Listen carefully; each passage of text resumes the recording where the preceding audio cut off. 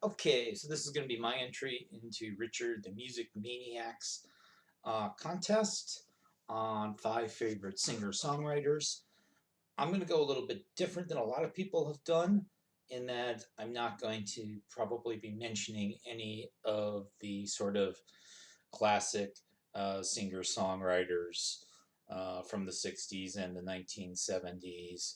I'm going to go with some of my favorites, some people that have come around more recently. People have come around, and probably the oldest one would be somebody. One of mine was in a band in the '80s, and then other people from the '90s or later on. So my first pick, number 5, so coming kind of from the Americana world, Brandy Carlisle.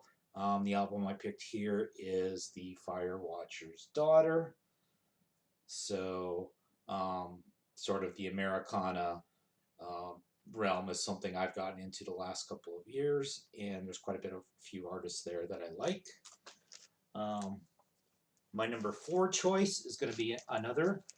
So this will be the youngest person on my list. This is Phoebe Bridgers' Punisher. So this was her brilliant album that came out. Was this a 2020? Yeah, 2020 album. Kyoto Song.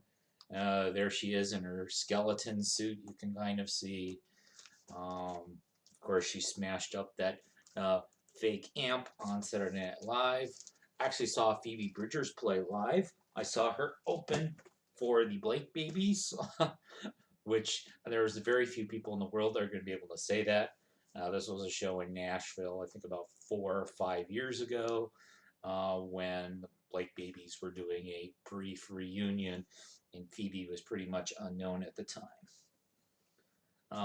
Another person from Americana that I'm going to feature, my number 3, Raylen Baxter, Wide Awake.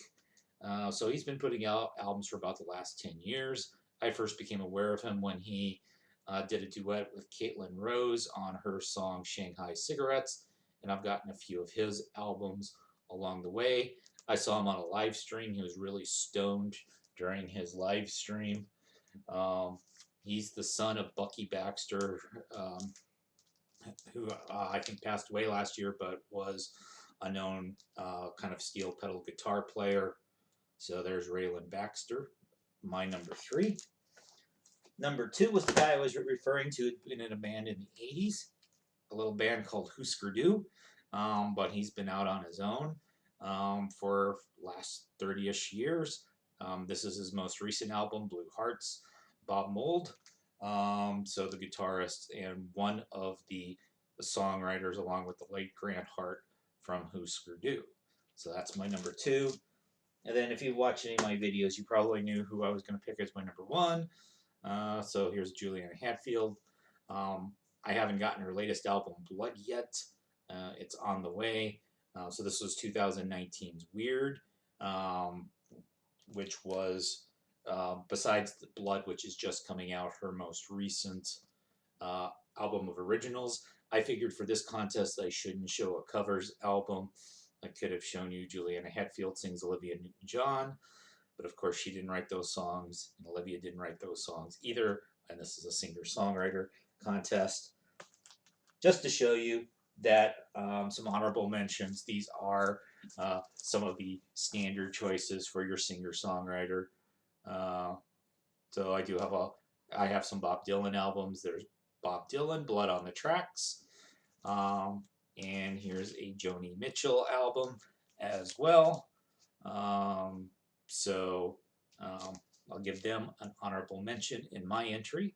So thanks.